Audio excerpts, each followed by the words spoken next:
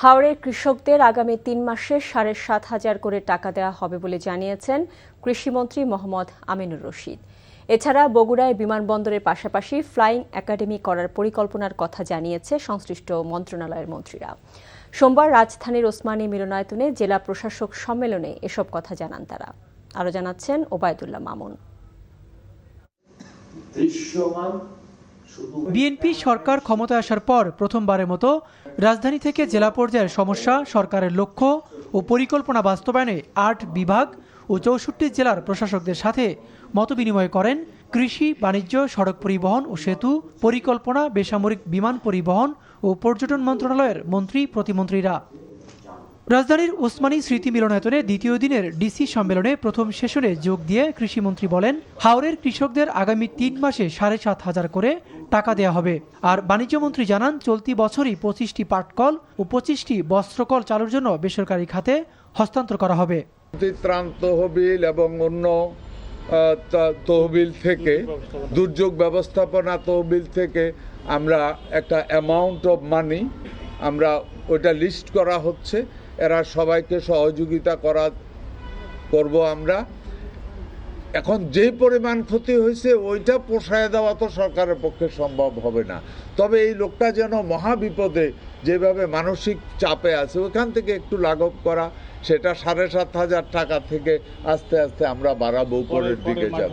সাধারণভাবে সেই মানুষগুলির একটা প্রত্যাশা থাকে যে আমার শিল্পগুলি কবে চালু হবে, কত তাড়াতাড়ি চালু করা সম্ভব, কোনটার সমস্যাটা কি এবং কিভাবে আমরা সেটা সমাধান করতে যাচ্ছি আগামী দিনে।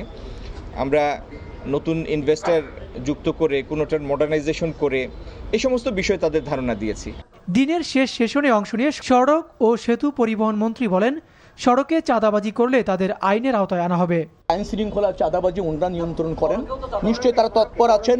সড়কের চাঁদাবাজির নিয়ে আমি এর আগে অনেকবার কথা বলেছি, আমি আবারও আপনাদেরকে বলতে চাই, চাঁদাবাজির কোনো সুযোগ নাই।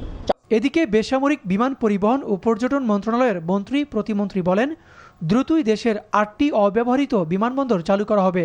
উদ্যোগ নেওয়া হয়েছে ঠাকুরগাঁ, তারপরে আমরা বগুড়া আমরা ৭ তারিখে বগুড়া যাচ্ছি দেখার জন্য।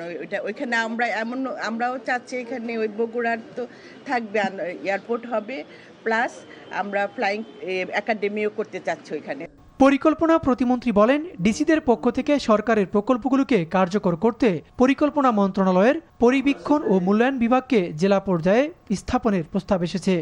সরকারের সুনির্দিষ্ট পরিকল্পনা আছে এবং সেই পরিকল্পনা বাস্তবায়নের সময়সীমাও এখানে অসীম নয়। ১৭ সালের প্রকল্প নেওয়া হয়েছে, এখনো সেটা চলমান, কয়েক দফা সংশোধন এবং ব্যয় বৃদ্ধি পাচ্ছে, ব্যয় ব্যতিরেকেও সময়সীমা নির্ধারণ হচ্ছে। এইসব ক্ষেত্রে যে বাধাগুলো হচ্ছে, কেন প্রকল্প যথাসময়ে এবং সাশ্রয়ীভাবে আমাদের বাস্তবায়ন হয় না, সেইগুলো আমরা চিহ্নিত করার চেষ্টা করছি। একই দিন সড়ক, নৌ, শিল্প, বাণিজ্য, কৃষি, অর্থ, বিমানসহ 10টি মন্ত্রণালয় ও 9টি বিভাগের মন্ত্রী ও সচিবদের সাথে মতবিনিময় করেন জেলা প্রশাসক ও বিভাগীয় কমিশনাররা। Obaidullah Mamun, NTV news, Dhaka.